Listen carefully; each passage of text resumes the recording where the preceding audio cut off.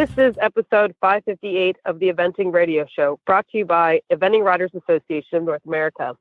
This week, we've got John Kyle, we've got Holly Jack Smither, and Yoshi Oiwa. This is Max Corcoran in kind of chilly, cold, crappy weather, but kind of fun, Boekelo, the Netherlands. And this is Joe from beautiful, gorgeous, sunny, and slightly cooler Ocala, Florida. And you are listening to the Eventing Radio Show.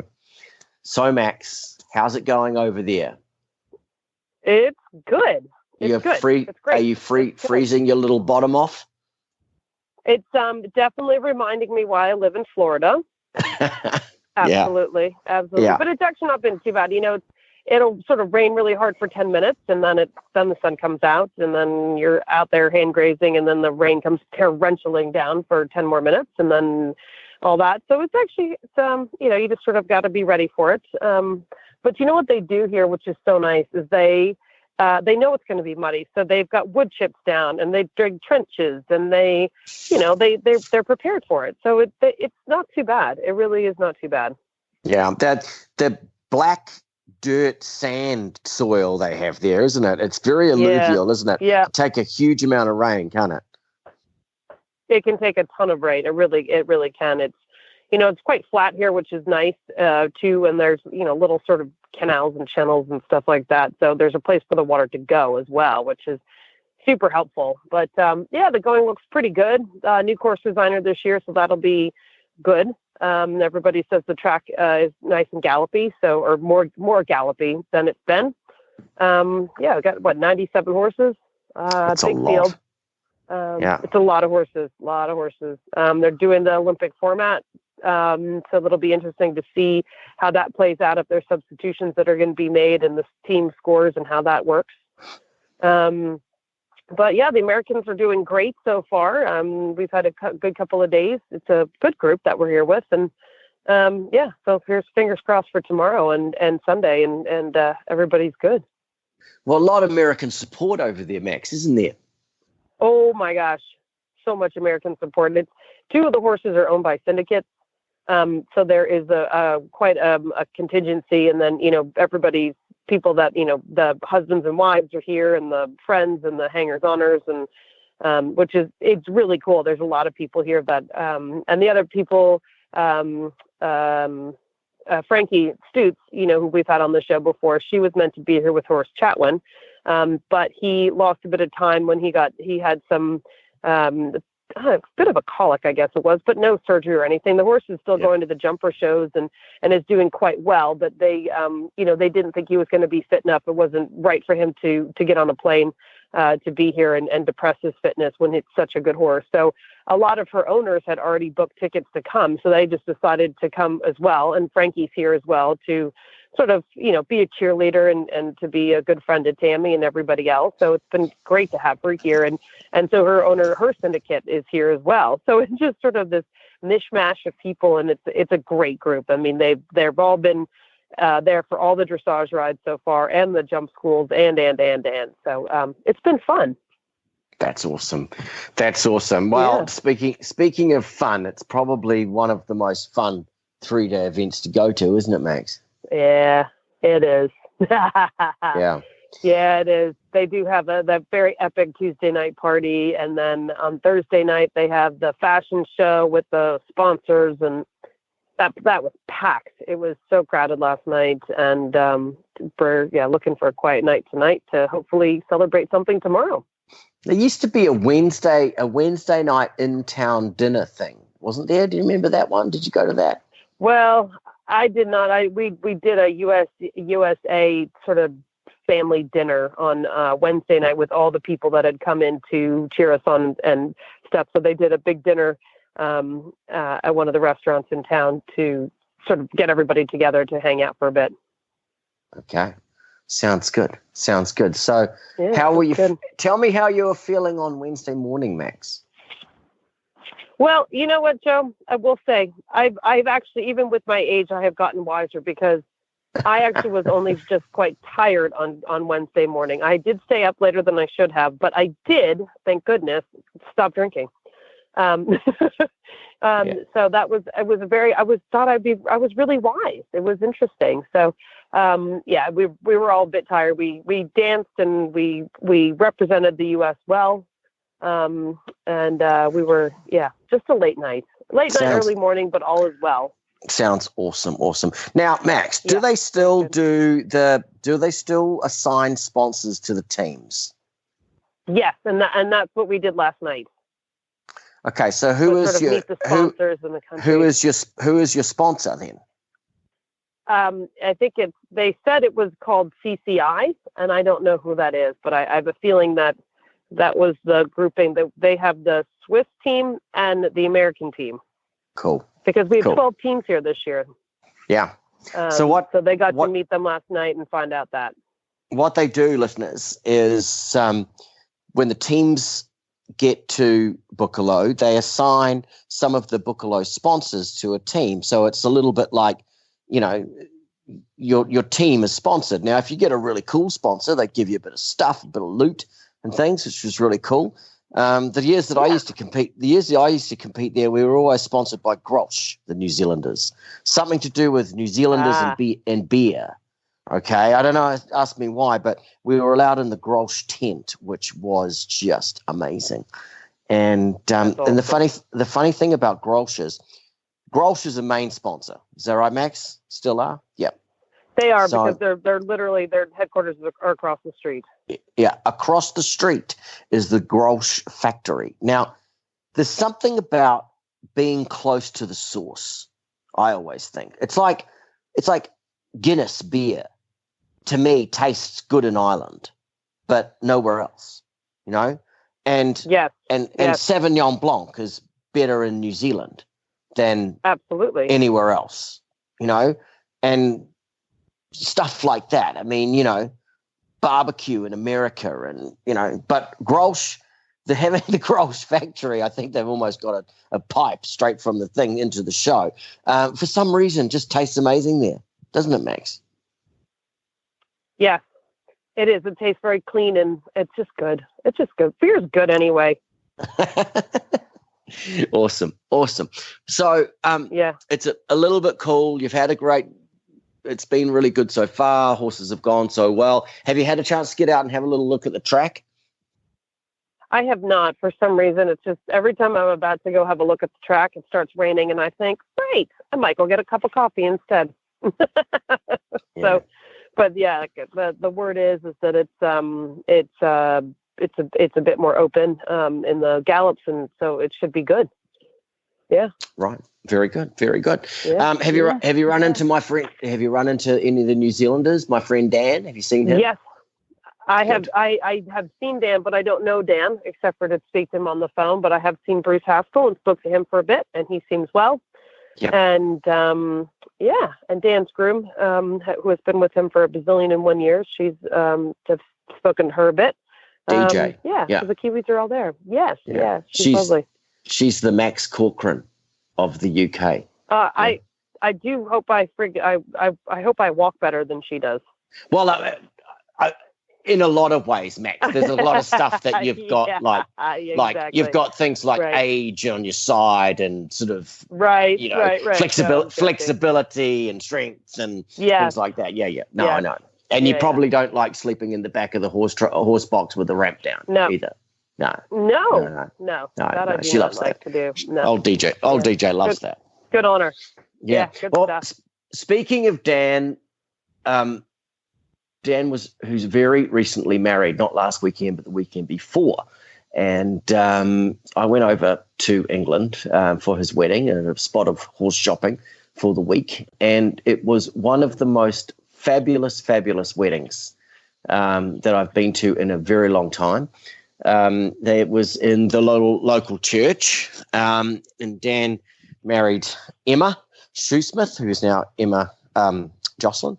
And it was just absolutely fantastic, Max. It was one of those. That's awesome. One of those times where I got to see. Well, first we went over and went to the Stag Do, which was a water skiing day This is organised by Bruce, of course. A water skiing day followed by a big sort of pub dinner. And I organised the pub dinner and Bruce organised the water skiing. And there was Rodney Powell, myself and Hoy, who weren't skiing because obviously we were all too busted and broken. But it was just a fabulous time. And it was one of those weddings where I got to see all my good mates in one go, which was just absolutely fabulous. That is awesome. I think it went down as an absolutely legendary wedding. And like Dan said, they put the marquee up at the bottom of the paddock near the jumps on the farm that Dan has. And Dan had his jumps out and the marquee next door, and he's riding around saying, "I'm practicing for Boekelo." Yeah. I've got my flapping marquee and my jumps. It was pretty funny. So that's awesome. But no, it was awesome. It was awesome. It was a really, really, really good night. So congratulations to Dan and Emma. It was just awesome. Well, Max, we've probably got a few interviews to do on our show. We've done them actually, and we're going to put them together. So listeners, we better get on with our show. Joining us now is Canadian Holly Jax-Smither. Hi, Holly. How are you? Great. Thanks, Joe. How are you? Yeah, pretty good. Pretty good. Now, the reason why we wanted to get Holly on this week was that she is planning or getting ready to go to Po, and we wanted to talk about that and how's your preparations been and how things are going. Well, he leaves tonight. I haven't booked my ticket yet because I won't believe it until he gets on the plane.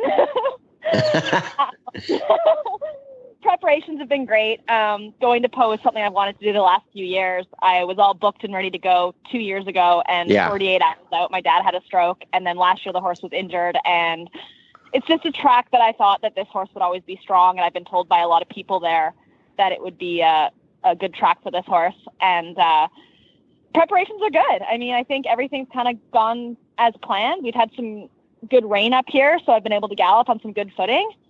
And, I mean, I just went for a dressage lesson this morning, and I think we're going to squeeze every point we can out of Morris, which is important.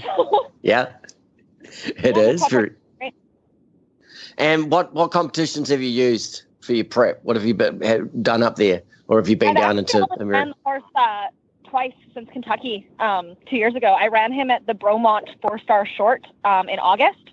Yep. And then I ran him at the Plantation 4-star short. Oh, I did an intermediate in July as well. Yeah. Yeah. And he's experienced enough. You don't have to do much more than that now. He's experienced. He's been going advanced since he was 8 and he's 14. The biggest thing, it's been a big blessing for me, is I upgraded a young horse of mine to advance this year, and it's been really nice that I get more practice because that's been, at the 5-star level, I've only gone twice, and it's just been nice to practice on 2 advanced horses. Yeah. Yeah. And it also takes, when that happens, you get other horses at an advanced level. It takes the pressure off the other ones as well, too, doesn't it? Absolutely. Absolutely. I've been able to practice on other horses, even in my dressage, just going through the test and being accurate, which is important. So. Yeah. So, okay. So where's he flying from? We're actually flying from Toronto into Amsterdam, and a good friend of mine, Liz Hawley, is going to go with him, and then he'll go to Ducks, to your friend's place, actually, Joe. Ah, that's true. The Lepaps, Antoine and Gregory Lepap. They live in Dax, and Dax, for the listeners that don't know where Dax is, it's on the Atlantic coast, and it's a little bit north of Biarritz, down in the south of France. And so you're doing the same as what Katie Ruppel did a few years ago, is that right? I am. I actually am going based on Katie Ruppel and your advice, and that's my plan. Is I'm doing the exact same trip as Katie. Yeah, and while the listeners are saying, why do you fly to Amsterdam and then truck all the way to the south of France to go to Po? That's the only thing you can do. Thank you, Max. Yes, that's right. Yes.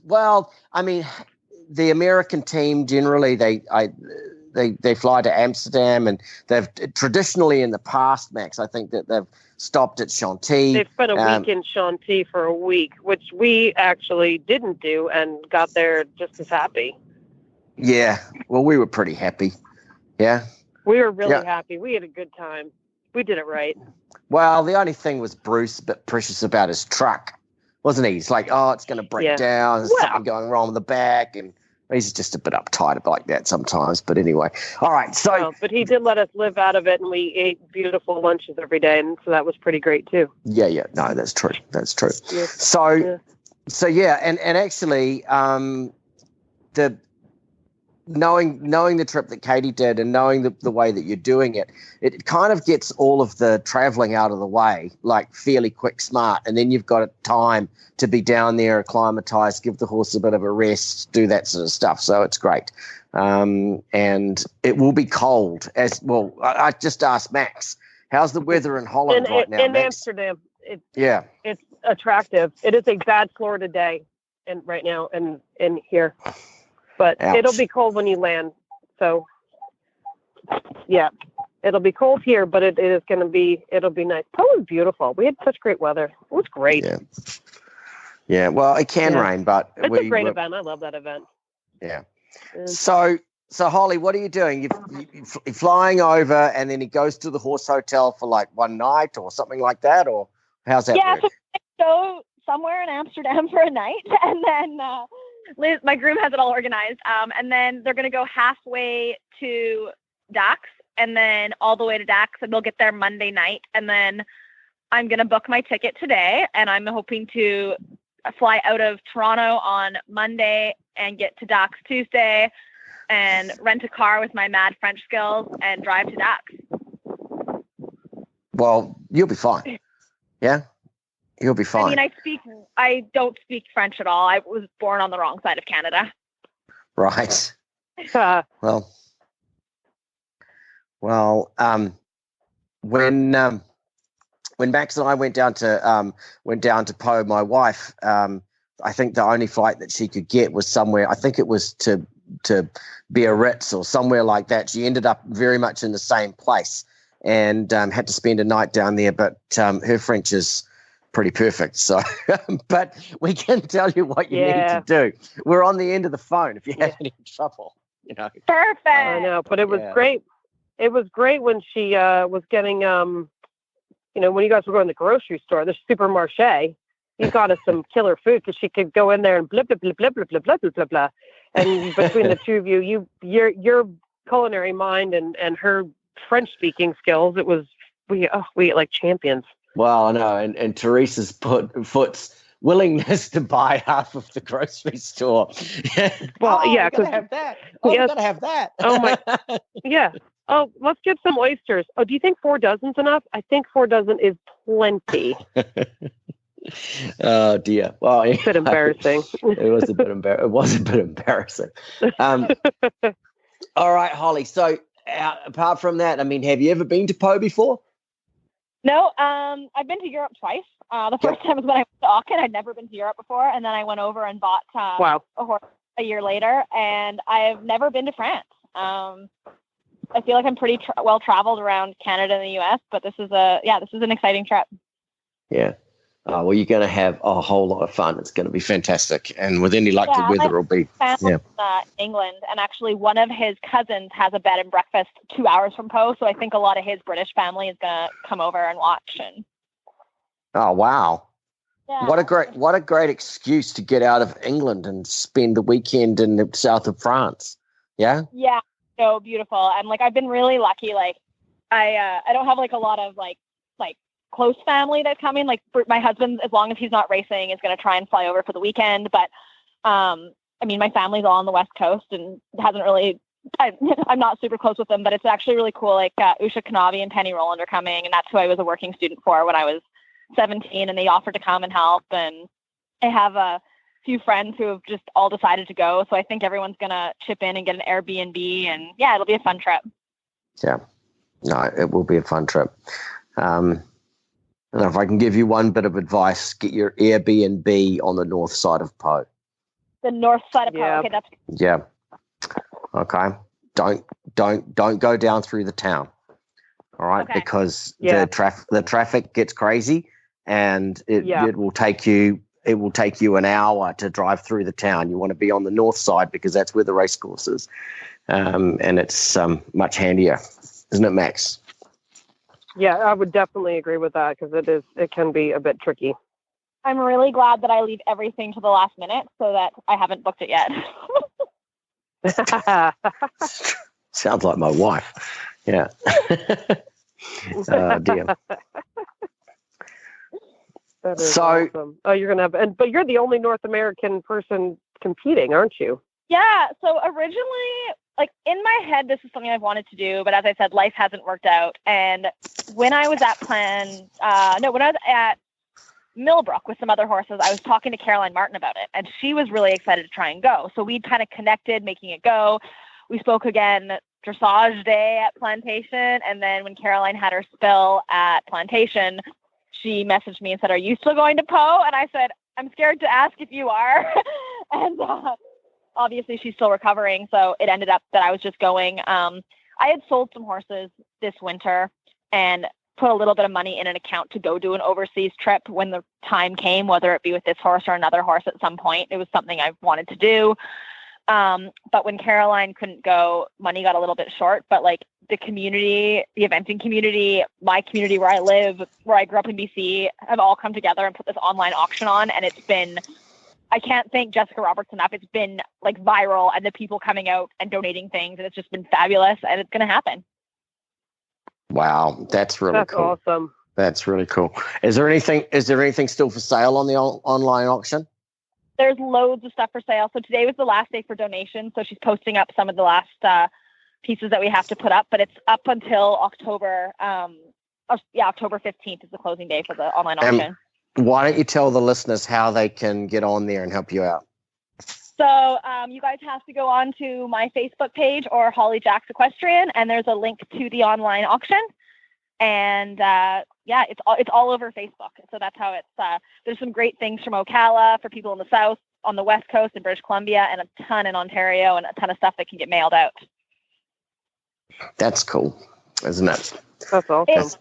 It's unbelievable. Like it's been like I've been a lot of people wanted to donate money, and I said I'm not a big fan of the GoFundMe pages for stuff like this. Like I believe they're for like emergency situations, not send me to a horse show. So I was against this. And when Jessica Roberts, who's a good friend of mine, came up with this, it's just been incredible. Like at the horse show last weekend, the people coming up and handing me things, like I cried 3 times. Oh, that's so nice. Is there a ski house at Whistler by any chance on the auction? That's something I would be interested in. Who are listening? I grew up 20 minutes north of Whistler, so there's one more day for donations, all my Whistler friends. Awesome. Yeah, no, it's pretty exciting.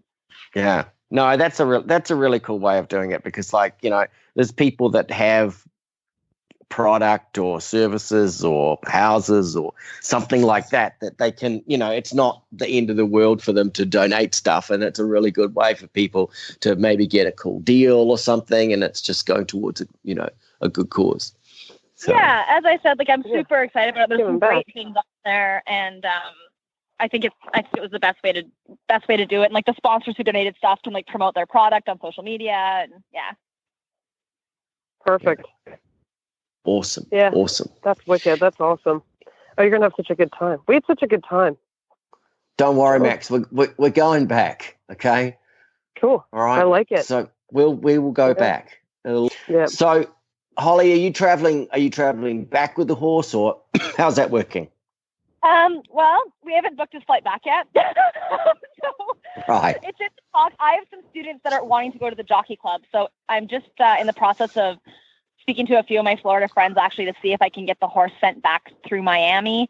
And then we go to Florida beginning of December. So I'm thinking I'll send some staff down to the jockey club with some students, and then he can meet up with them. There's no point in him coming back to Canada and then back to Florida. So I'm just like, dotting some I's and crossing some T's and trying to put his trip home together. Those flights do book up quick to Miami. Yeah, I'm supposed for the to horses. He's on top of it, so I think okay. okay. Yeah. Because when we went over, Joe and I were the only ones on the plane. Clippy had the, he was all by himself. But then coming back, it was like 26 horses on the flight. Oh, really, Max? Yeah, there were so many horses on the flight. Yeah. So they all.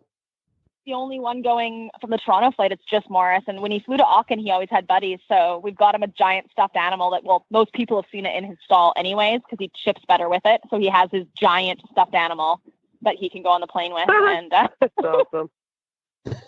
Really? That's cute. Yeah, he has the dog, and it's hanging by its neck with binder twine. It's pretty morbid, actually.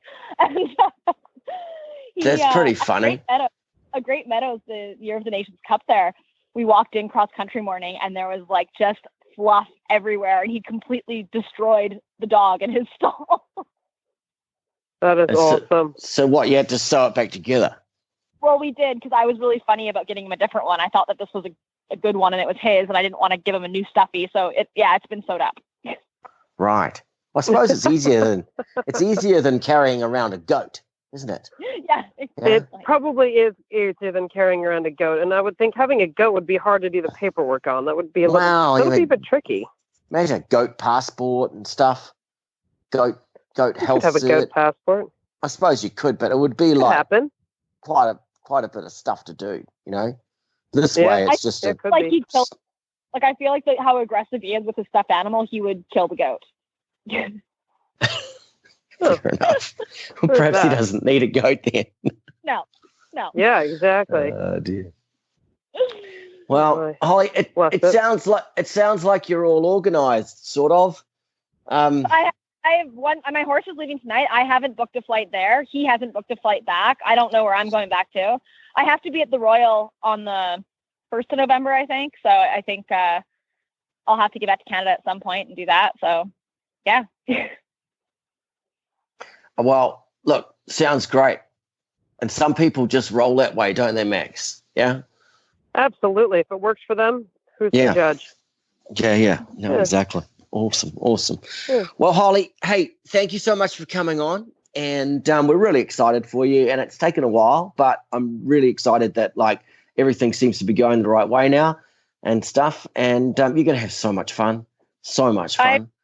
Even all your wisdom last week, Joe, when I called you, I'm going in there a little bit blind, but everyone's just been so helpful. And I'm excited. I'm really excited. I think that it's the more I watch the videos of the track, I think it's very much something that this horse will be strong at. He loves red hills. He turns really well. I ride him in a snaffle. He's a really technical catty type horse. And as long as he doesn't buck me off in the warm up, I'm hoping to have a great weekend.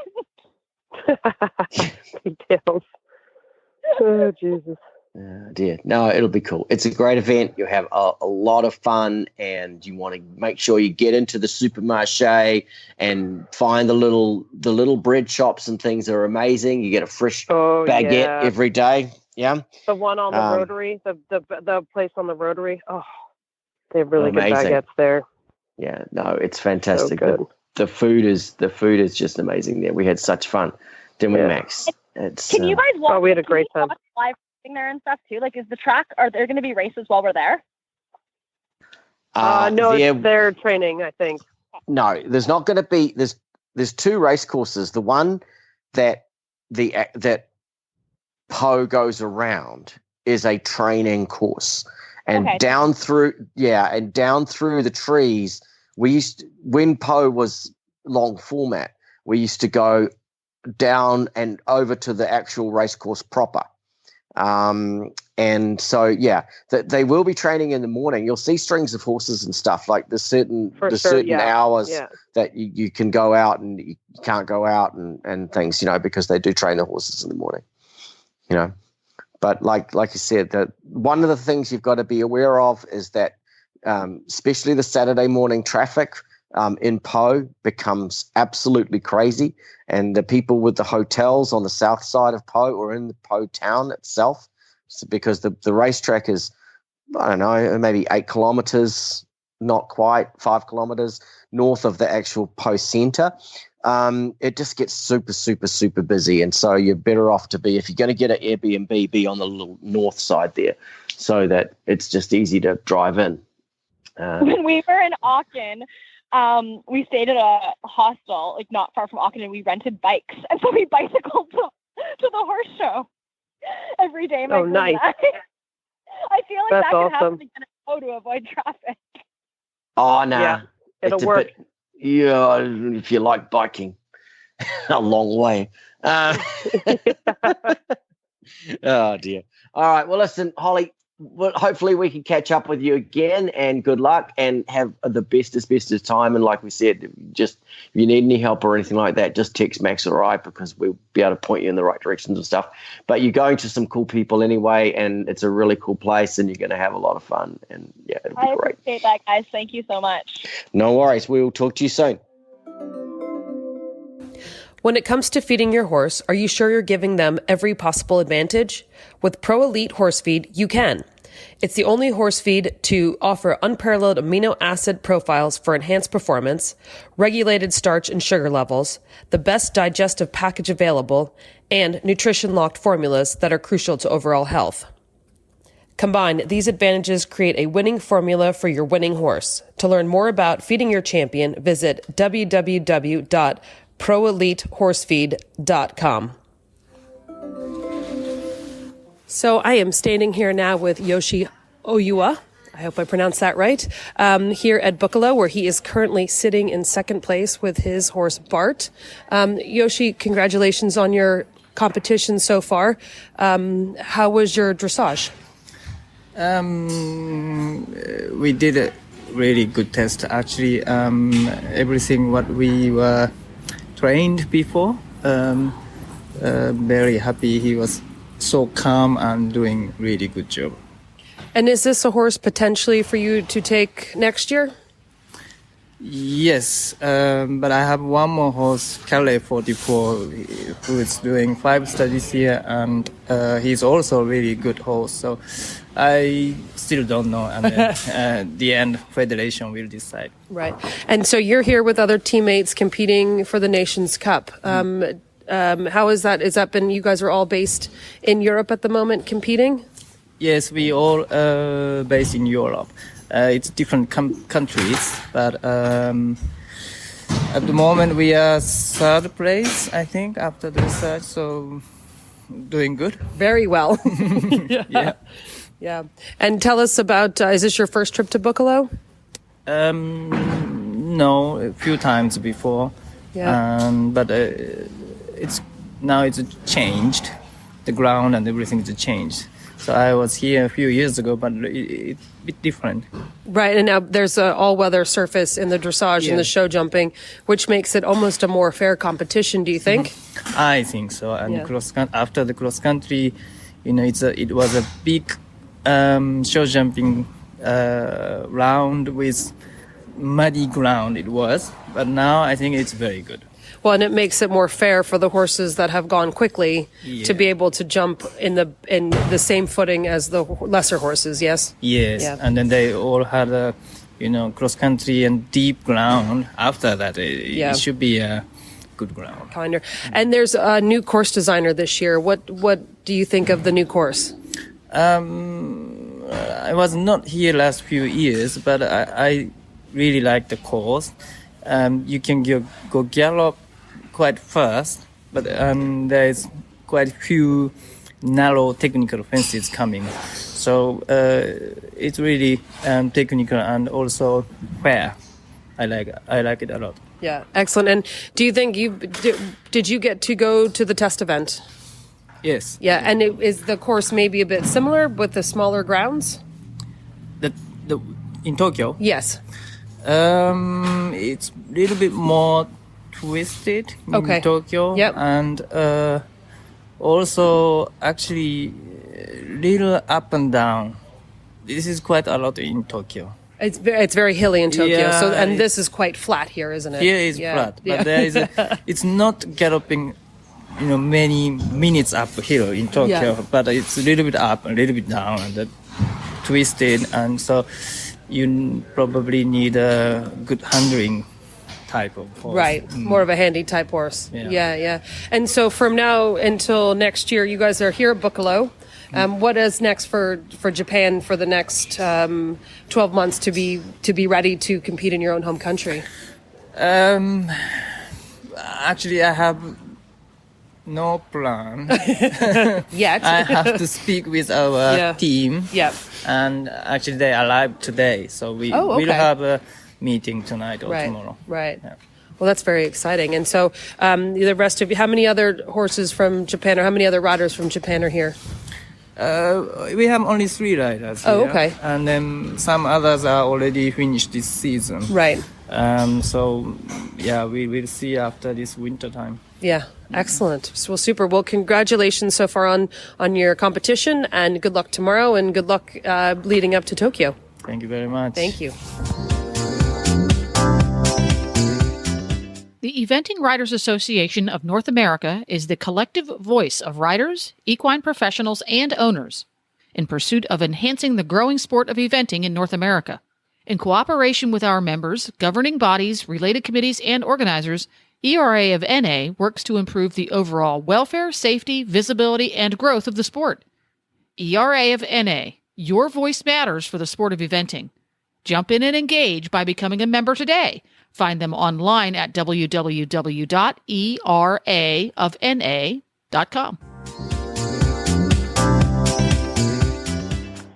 And joining us now is the familiar voice behind the cameras and the announcing stand, John Kyle. John, welcome to the show. Hi there, guys. Great to be here. Well, and shall I say welcome back to the show, because I was just informed yesterday that John was one of the first hosts of the Eventing Radio Show way back in the day. Oh, yeah. Myself and Sam Clark, we drove the bus for a little while in 2012 together. Excellent. And look where it is now, and look where you are now. So yeah. Well, I mean, listeners... we're probably sitting about 2 hotel rooms apart at the moment, Max, because we're both in the Netherlands. No, we're both in the Netherlands, but I'm still at the stable, so there is that. So I wish I was in a hotel room next and 2 doors down and enjoying a fine beverage, but I am not. So that's what. John, for listeners that don't know, John is an announcer. He is big on the FEI scene, big on the jumping scene, big in the eventing scene. John, talk to our listeners a little bit about what it is that you. What is your job title? What is your role? What do you do? I announce a lot of events. I was recently lucky enough to announce the Global Champions Tour in New York City on Governor's Island. I do, for the last 10 years or so now, a lot of broadcast. My first sort of big broadcast opportunity was the World Games in Lexington in 2010 for FEI TV, and I've been working with them ever since. And that's taken me to be the world feed, as we call it. So I was the English language guide commentator for the Rio Olympic Games. So if you watched, for instance, through the NBC app, you got to listen to me trying to work out what was going on. And I started in eventing. I mean, I remember, Smokey Joe when he moved his first country, when he came to England. Oh my goodness, really? Yeah. That's a long time ago. Were you Athens Olympics, Joe, or you 2008? I was 2008. Yeah. Yeah. But I do remember the boys in 2004, the Kiwi boys. They all had black suits and really quite nasty sunglasses that they'd been issued by the New Zealand Olympic Committee, and they looked like the lowest quality boy band that had ever been sent anywhere. So that wasn't me then. But I can assure you we had pretty low quality sunglasses issued to us as well. If I recall, they were what are those funny shoes that you wear? Those soft ones with the holes in. What are they called? Crocs. Crocs. Yes, we had Crocs sunglasses. Yeah. So, oh my gosh. Crocs. Yeah, we did, Max. Crocs sunglasses, and you can imagine there was a lot of comments. These are I can imagine a croc of a pair of sunglasses. right. Yeah. Oh my God, that is awesome. But you grew up eventing, and yeah. I grew up doing it. I did actually sit on a horse once or twice, but my parents did it. My brother did it 3 times at the Olympics, and now my niece she's turning into a show jumper. Yeah, she's a ripper. 2 pony championships the other day. She's 12. She's about 4 foot tall, and she's jumping meter 35. Wow. All the time on a huge horse. Wow. That's fantastic. And she's fearless. Yeah. Oh yeah. Yeah.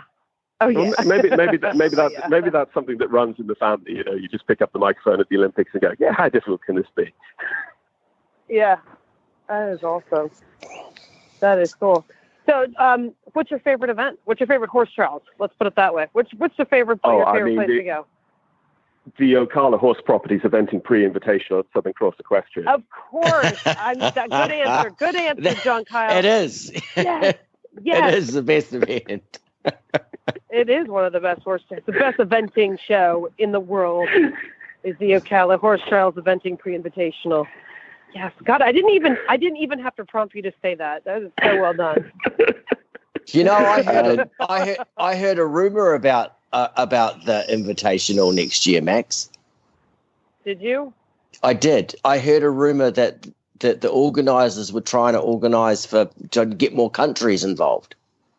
Yes, I am. I'm getting it sanctioned, so we can have more countries. So I can follow the FEI rules and get it sanctioned by the USCF as a special event because it's special. But back to your original question. Look, the great thing, Max, you know this yourself. I mean, you've flown in some pretty uncomfortable planes and you've flown a long way. And really, at the end, it's to get off and see these wonderful horses and to work with brilliant people. And that's something I'm lucky enough to do with lots of groups of people all around the world. I mean, I love Lexington. I think it's one of the friendliest 5 stars going. And the journey there means so much to the American riders, and having been part of that for a few years is really nice. Rebecca Farm. I love Red Hills, gave me one of my first opportunities in America. Bergie was the horse trials at which I really started in England, which sadly is no longer international. But everything has its own little special place. An indoor show, it's hard to beat Olympia in London at Christmas time. It's very, very special. So, yeah, I mean, I think I'd give you a different answer probably every day of the week, depending on if I had my eventing head on, my jumper head, my outdoor, my indoor. Right. Yeah. But when you go on, Max. Oh no, go ahead, Joe. I was about to say that there's so much variety in these shows, and some of it is where the show is, some of it's the people, some of it's like you are now. You've got the Grolsch factory next door, just across the road. There's all these different things, different aspects to make events great, and so it's hard to actually pin down what your favorite one is. Absolutely. But the difference is also something I really enjoy, because sometimes I go off and I work 10 weekends in a row before I get my next sort of bit of time off. But I very rarely do the same thing 2 weeks in a row. So I might talk about jumpers in the arena one week, and then it will be for TV the next week, and then I'll go eventing, and then I'll go vaulting, and then I'll go to pure dressage or carriage driving. And how do you commentate vaulting? How do you commentate vaulting? Right. Okay. So trade secret here, and this is where eventers are. We are the best people in the world, clearly. Right. So when I learned to commentate, it was for cross country, and it was live, which means you've got the fence judges talking in your ear, and you have to basically disengage your brain between your ear and your mouth and just let what they're saying turn directly into speech. Right. So I went to the World Games in 2010. I did eventing in week 1, no problem. I went, then they said, right, okay, week 2, we're going to put you on the vaulting. I was like, well, what, not the carriage driving, sitting down eventing? No, vaulting for you. So I went, how difficult can it be? They came in, I watched the first routine, and I went, oh, this could be quite difficult. They had WEG radio. So they had an expert at each sport. $30 radio. $30 radio. Went and purchased, put in ear. I literally respouted it all to the FEI TV viewer, except that the Woodside vaulters from California were doing exceptionally well in these championships. And every so often in the squad vaulting, this lady who was brilliant and incredibly knowledgeable, she would just go, "No, I'm going to just let you enjoy this one." And I was like, "No, don't do that. Don't do it." Keep awesome. talking. Oh, I could just imagine it. I mean, like, at what point? What do you say when they hoist the 9-year-old spindly half child up on top of standing on the head of someone else? It's just exceptional. But Joe, it was all about. Isn't that a pretty horse? Look at its tail. From the shoulder stand through to the flag. And, very much about the lines down through the arms and the mirror imaging of the lines there between the powdered hair. Oh, listen to him. Okay. Oh, yeah. I'm so impressed. That lady was good. Yeah. Yeah. Oh, my gosh. Oh, that is so, awesome. yeah. So I could be a guest awesome. on the vaulting radio show before you know. Have you ever commentated the endurance? I have not. It is the one sport Max, I'm not saying it like that. We had the European Endurance Championships at Punchestown. Right. Back in 2003, we had the two of them. So I did, whoa. Back then. Yeah. And we got the scores sent through. So we were just reading out lists of numbers going, yeah, this person has, been riding their horse for quite some time. Is that right? And they're like, yeah. It's like, okay, cool. And then back to the eventing. But it all happened quite far away from us. This is the same organizer. But what was because they vet and they don't announce that. So at the final vet gate, the little horse, lovely little horse he's called Nobby. Maria Mercedes Alvarez Ponton with a lovely little bay horse called Nobby won Kentucky 2010. But the horse vetted through. And there was nothing. There was no real announcements at the vet gate. And I'm standing in front of, one of the VIPs, and this little horse trots past. And, nobody's really been told what's going on. But as far as I'm concerned, this is a winner. So I just sort of, put on my louder voice and went, "Ladies and gentlemen, I think that's the horse that's just won the World Championships." And they all went, "Oh, that's really nice." And they all gave it a little round of applause. And I was like, oh, good. Goodness. That was it. Oh, my God. Well, oh my God! After running 100 miles, I would want a lot more than just a little golf clap. So, JK, we're here at Boekelo. It's a cool place. We have got a lot of horses. Yeah, I think we had 97 dressage tests. I mean, if you're 10 or 12, Matt, for instance, Matt is like 8 points off the lead. With Wizard, which I think means he's in about 120th or something. It's ridiculous. Right, exactly. Well, I think all the scores are within 20 points, if I read that correctly earlier today. Or maybe 22 points separates 97 horses, which is pretty It's really wild. We're doing Olympic format testing as well, not quite pure testing because, for instance, again, going back to Matt, he's the reserve, but of course he gets to run as an individual, which is not the case when we get to Tokyo next year. But I think some of the substitution stuff is going to come into play. Tim Lips, his good old horse Bayro, he's here to be the substitute if necessary for the Dutch, but only in show jumping. So he had to present his horse on Wednesday. He's not prepared to run the horse cross country where they need it. But he said, if you need me to show jump, I will show jump Bayro, my good horse. So just but that meant he had to trot up Wednesday. And then he'll also have to trot up on Sunday, even having not done anything. So Tim Lips is the most pure explanation of what's going to happen. I get that, John, but how does that how does that affect in the actual team things where all the reserves are actually running, or are they not running? Like you said, they are. Matt's running. They are here, but they're not in Tokyo. Because we can have individuals, but we could still substitute Matt in at any time. Right. Okay. All right. So it's not a pure test of what we're going to do. Yeah. And also, I think the Netherlands needs this maybe to help them get to the Olympics with the Nations Cup.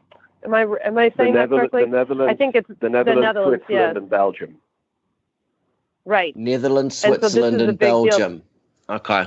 Whoever's the highest place gets a berth to the Olympics. So it's very important for those guys to finish a team. So I think that's probably why they have them here to do that. Yeah, exactly. Yeah. So Because see how it that's goes. Go now with this Nations Cup. Yeah. Yeah. I mean, the tricky situation is that, take Joseph Murphy, who I think is the reserve for Ireland. God forbid, but if Joseph had a problem tomorrow running for his individual Boekelo effort, he's no longer available as a substitute. Right, so right. This is all. Now here's what's making sense to me now, because I was like, why are they having all the team horses go first? That's why they're having all the team horses go first, so that nobody has an advantage with their individual horse, because some people here have two horses. I gotcha. That's why they've done it. That all makes sense now. Oh, it's all crazy complicated. I'm pleased it makes sense to you, Max. I just hope it does. It does actually make sense to me. I hope someone can actually make sense of it, because when the time comes at the Olympic Games, I just think that the listeners, the viewers, and people watching the sport are going to be like, what is actually going on? I think it's going to be the same thing even with the jumpers too, because John will know this as well, probably better than I do, but with the jumpers now you can substitute a horse in, but the score of your horse that you bring in is the same score of the worst round so far, or worst round of the day. So, but which will keep changing of the team, or of any of the team, or of the competition. Anybody, right? Of the competition. So the score will continuously change. The thing of it is, we're very concerned about this, and I think we're rightly concerned about this. But absolutely, at the end of the day, let's analyze the average punter who turns up maybe on Sunday or even Saturday, more importantly, at Kentucky. They have turned up to a competition where people have scores. They really have no idea how those people had arrived at those scores. And they're going to leave that day, having had a nice day out in the countryside, absolutely thrilling action, with a competition that's not yet over. Our sport is already quite complicated, and we mustn't wrap ourselves too much around the axle of trying to ensure we can inform everyone of exactly what's going on. The grandeur of watching a horse making. It will help if we could, serialize what's actually happening for those people once we've engaged them with that amazing image. But particularly live, at Kentucky or Badminton or Burley, there's a lot of people out having a lovely day, and literally within 2 seconds of the commentator announcing something, you will hear, if you sit there, people turning around and going, I wonder where these scores come from. Having literally just, the commentator finished a 10-minute description of what dressage is and when it happened and why it happened and la, la, la. Because we're background noise, and almost from the Olympics we're background noise, because people will sit with their newspapers and they'll go, okay, the 3 Americans today in something called eventing, they're going at these times. So I need to tune over from, whack-a-mole, Olympic whack-a-mole to watch this at the 3 times. And they'll watch for the 5 minutes, maybe the US person is on, and go, okay, here's a US person on a horse. Okay, there doesn't appear to be any medals. Okay, back to whack-a-mole.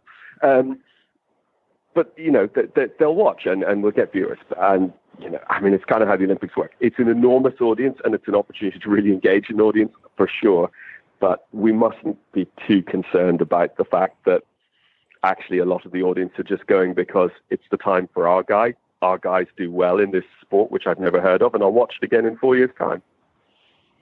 Yeah. Well, that was a nice way of trying to make it sound like it's all right. I just don't even agree with that at all.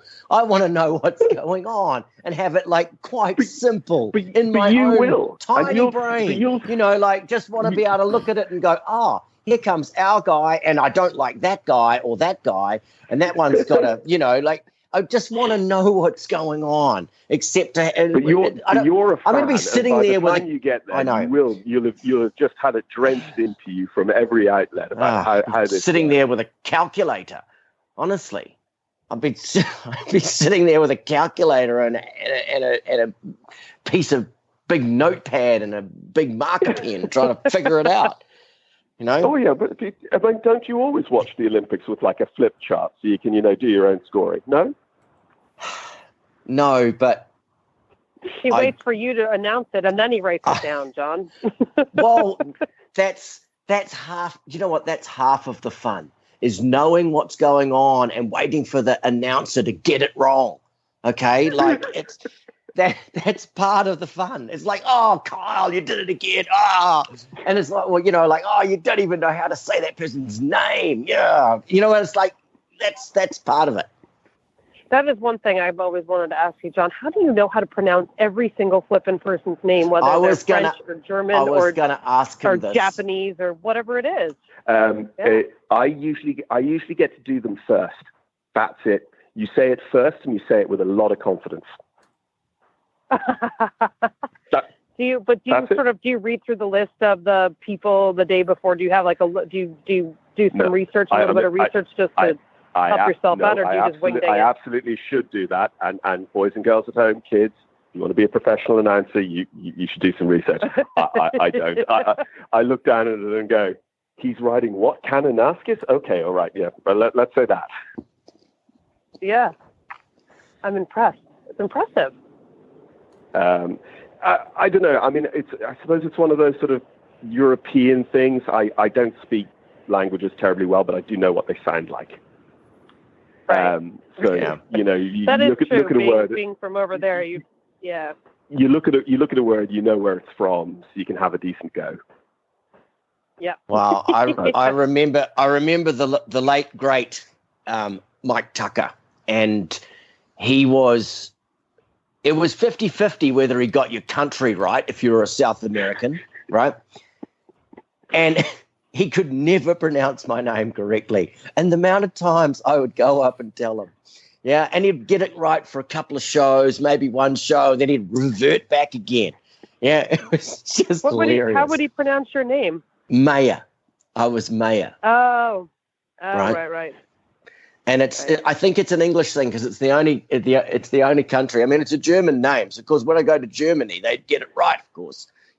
Come over here, they get it right. Mike Tucker, not a chance. That's funny. So, yeah, dear. It's a charm. I got a hilarious phone call today, which because for years, and again, this is all my fault because I had them on FEI TV for years. Alice Neighbor-Lozman's horses, ACSI Peter Parker, ACSI Harry Belafonte, blah, blah. I get a phone call today, oh, hi, John. Yeah, just to let you know, Axie are one of our sponsors, and they'd like you to say Axie. And I was like, okay, good news. 10 years too late, but yeah, good to know. And then, oh, really? So you always thought it was the ACI and not Axie. Yeah. Oh, that's weird. And then they said, okay, and they want you to say Axie, and they want Bert, the Dutch announcer, to say Axie. And I'm like, yeah, okay, so the same. And they're like, no, they want you in English to say Axie, and they want Bert in Dutch to say Axie. And I'm like, I am not hearing any difference in what you're saying, but I'm going to say yes and hang up this phone. That's funny. Oh, that's awesome. 10 years too late. You could have just given me a heads up. Thanks. But I'm also on a fight back because my dad. Random trivia sticks in my head, and my dad is somewhat similar, particularly about show jumping and stallions and stuff. So, Obos quality, as everyone in the world calls them. Yes. I'm on a one-man mission, which is failing because I'm pushing against a massive tide. But it's OBOS because it stands for O'Brien Office Systems. Which is just the most random thing. He's now like one of the most famous sires in the world, and he's got an almost comedy sponsor prefix from his breeder. Right. That's and funny. Everybody calls it Obo. Obos. Yeah. Obos O'Reilly, and yes. Yeah. Yeah. Oh, that's awesome. Oh, that's good. All right, so JK, tell us your favorite. Give us one of your favorite stories of I don't know. I don't even know how to pick one for you. Give us a good story. Give us a ripper of a story that we wouldn't know. Maybe like one of your most embarrassing moments doing an announcing thing or something fun. There's a couple of things happened at the World Games in Normandy, not least of which was we all got very muddy and wet. But oh yeah, I'm does this involve a portaloo? No. Okay. All right. Go on. Sorry. Go on. Okay. Well, for a start, I'm starting to accuse on air the director of having clearly like a Spanish cousin or aunt or something who he's trying to keep happy, because he keeps tracking the Spaniard who's had now 2 stops on course. And I'm on talkback to the director, and I'm also now getting angry on air going, for God's sakes, please show us, Harry Mead. Harry Mead's, his team is going to win silver because of his round, la, la, la. And no, we're getting nothing of Harry Mead. I think we saw him over the last. And in the midst of all this, while I'm getting fractious over here, there's a huge crash from my left where the BBC are sitting, and their entire commentary box, the seats in it, have collapsed. And Tucker and Ian Stark are now lying there like beetles on their back with their legs in the air, gamely carrying on. I mean, they're laughing, but they're carrying on. I have to close my microphone entirely and stop, take a few pictures clearly, and stuff. But that was, so those are those 2 things. At the World Games in 2010, because I'd come from live, so in cross-country control, we have a strip on a piece of paper with the names of all the fences, and then you have a representative of the horse, normally a block, and it sits on the fence. And I was like, my brain can only work with this. So I made the little cards of information, just like we had in the boxes I'd grown up in. And I made my strip of fences. And then I thought, okay, well, how do I move the cards of information along the thing? I stole 2 forks from the catering tent, and I laid all this out. The French broadcasters were next door to me. They saw me with 2 forks and loads of pieces of paper, and I was moving along. And I had three forks on the course at each time, and la, la, la. They thought I was barking mad. They took pictures, and, pre-Twitter, I think, as well. And then probably one of my most embarrassing moments is was doing the Great Meadow Nations Cup a couple of years ago, and we're there, we're live streaming. We go into a dressage break, and we're waiting quite a long time for Will Fordry's dressage score, and eventually it just becomes, he'd gone before the break, and it just becomes, it's too late. People are not going to have stayed with us this long. Let's just go to break, blah, blah, blah, blah. So I turn off the microphone, as I'm told, that is enough to turn it off. And I'm going, it says blah, blah, blah, blah, blah, effing and jeffing, Will Fordry's score. And I get this message from somebody I don't even know, but a Facebook message appears in from somebody, and it just goes, your microphone is hot. And I was like, oh. And then 2 seconds later, but in fairness, we're all waiting for Fordry's effing score.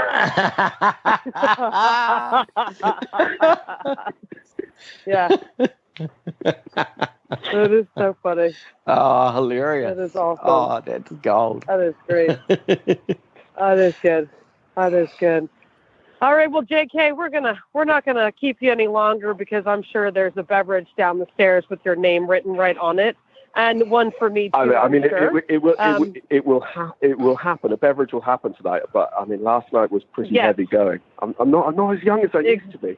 These Dutch, they know how to have a good time. Oh yeah, well they know how to run a show at Boekelo, that's for sure, don't they? Yeah, definitely do. They can throw a good party. They can throw a good party. Well, JK, thank you for being here, and we'll listen to you, we'll hear you, and I'm sure I will see you sometime tomorrow. Max always makes me laugh, John. Yeah. Yeah, he's awesome. Isn't he? He's funny. I'm sure he could tell a lot of stories that a lot of us probably don't want a lot of other people to know about. Yeah, no, I know. Well, I have to. One of his clangers, like I watch him a lot, and when he makes a mistake, I always laugh at the TV, and I know that's being really mean, but it's just my funny sense of humor. And but Skylar Riley, the show jumper, Max, but her name's spelt like I can't quite do. You might be able to spell it. It's spelled Schuyler, and it looks nothing like. Exactly. It looks nothing like Skylar. Anyway, well, he did call her Schuyler for a few times until I think someone put him in the know. But I mean, it's just corrected him. Yeah. Yeah, but I think if that's your job, you just got to get on with it. There's going to be mistakes, and just and wouldn't worry about it. Absolutely. Yeah. All right, Max. Well, listen, I'm not going to keep you from your beer because I know that you're desperate to get out of that car and get going, and you're freezing cold. So why don't you just run us through the end bits real quick? All right. Well, everyone, thank you so much for listening to the Eventing Riders Association of North America podcast. You can learn more about Eventing Writers Association of North America at eraofna.com. Find the links to today's guests and topics at eventingradio.com. You can follow the Eventing Radio on Facebook. Just search the Eventing Radio Show, and on Twitter at Eventing Radio. Listen to the Eventing Radio anytime, anywhere with the free Horse Radio Network app for iPhone or Android. Go to your app store and search Horse Radio Network. You can also subscribe by iTunes. Thanks again to Pro Elite Feeds for supporting this episode.